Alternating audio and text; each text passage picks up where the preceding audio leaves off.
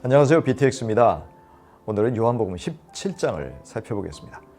13장부터 16장까지 고별 설교 후 몇 시간 있으면 예수님을 체포하려는 무리들이 가룟 유다를 필두로 들이닥칠 것입니다. 이때 예수님은 얼마 남지 않은 시간을 당신과 제자들 그리고 미래의 제자 공동체인 교회를 위해서 기도하십니다. 예수님은 1절에서 아버지의 영광을 위해서 당신을 영화롭게 해달라고 기도하십니다. 예수님은 그동안 아버지께서 맡기신 모든 사역들을 순종하심으로써 하나님을 영광스럽게 하셨습니다.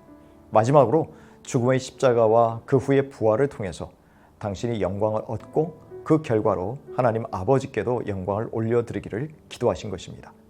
예수님은 제자들에게 가르치셨던 주기도처럼 지상사역의 마지막 순간에 아버지의 영광이라는 목적을 가장 우선순위에 두고서 기도하셨습니다. 우리 역시 우리의 삶이 하나님의 목적에 부합한 영광스러운 삶이 되어 결국 하나님 아버지께서 영광을 받으시길 기도하고 행동해야 할 것입니다. 예수님은 아버지의 영광을 위해서 하나님이 주신 다스리는 권세를 가지고 아버지께서 주신 모든 사람에게 영생을 주어야 했습니다. 영생은 다름 아닌 한 분, 참 하나님을 알고 아버지께서 보내신 예수 그리스도를 아는 것입니다.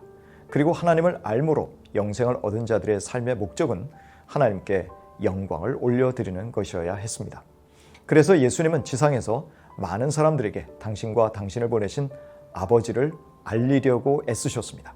이제 그 사역은 완성되었고 이 땅에서 아버지께 영광을 돌렸다고 예수님은 기도하고 계십니다. 예수님은 아버지께서 맡기신 사역을 완수하셨으니 이제 창세전에 아버지와 함께 누렸던 그 영광으로 회귀시켜 달라고 기도하고 계십니다. 예수님이 하늘에서 가지셨던 영광이 얼마나 컸고 또 예수님이 그 영광을 버리시고 치르신 대가가 얼마나 큰지를 알게 하는 대목입니다. 아버지는 이 기도에 응답하셨습니다. 히브리서 1장 2절입니다. 하나님께서는 이 아들을 만물의 상속자로 세우셨습니다. 그를 통하여 온 세상을 지으신 것입니다. 3절입니다. 그는 하나님의 영광의 광채시요 하나님의 본체대로의 모습이십니다.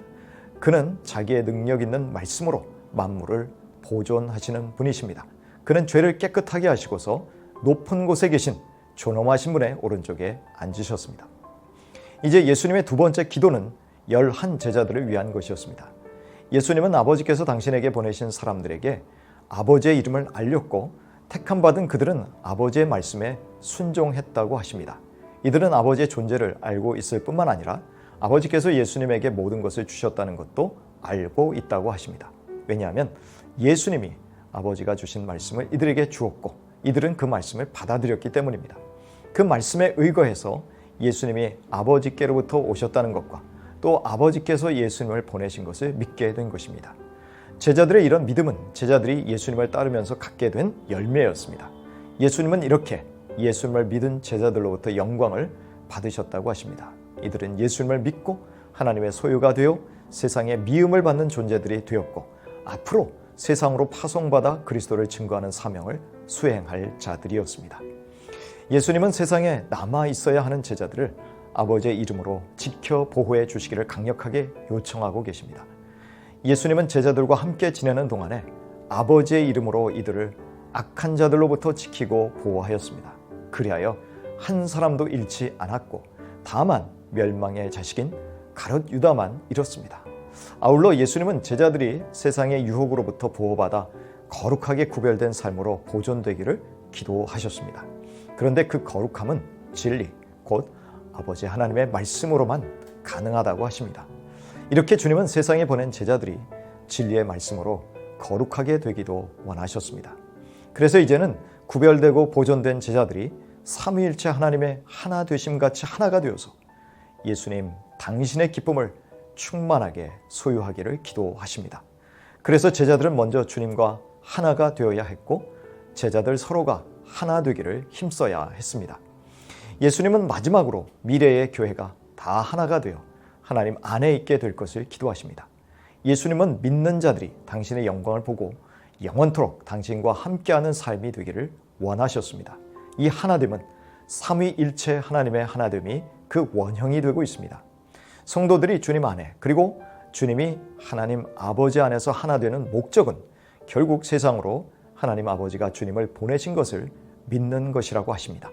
이 세상에서 그리스도인들이 하나가 되어 하나님 아버지와 예수님의 사랑이 우리를 통해서 세상에 알려지기를 예수님은 기도하신 것이죠. 그렇게 교회의 하나됨은 무엇보다도 강력한 복음의 전달 수단이 되는 셈입니다.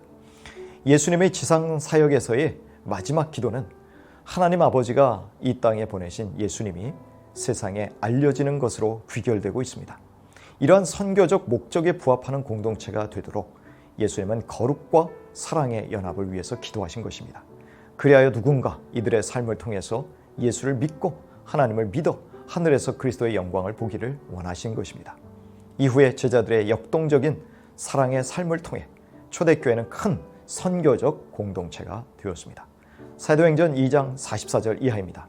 믿는 사람은 모두 함께 지내며 모든 것을 공동으로 소유하였다. 그들은 재산과 소유물을 팔아서 모든 사람에게 필요한 대로 나누어 주었다. 그리고 날마다 한 마음으로 성전에 열심히 모이고 집집이 돌아가면서 빵을 떼며 순전한 마음으로 기쁘게 음식을 먹고 하나님을 찬양하였다. 그래서 그들은 모든 사람에게서 호감을 샀다. 주님께서는 구원받는 사람을 날마다 더하여 주셨다.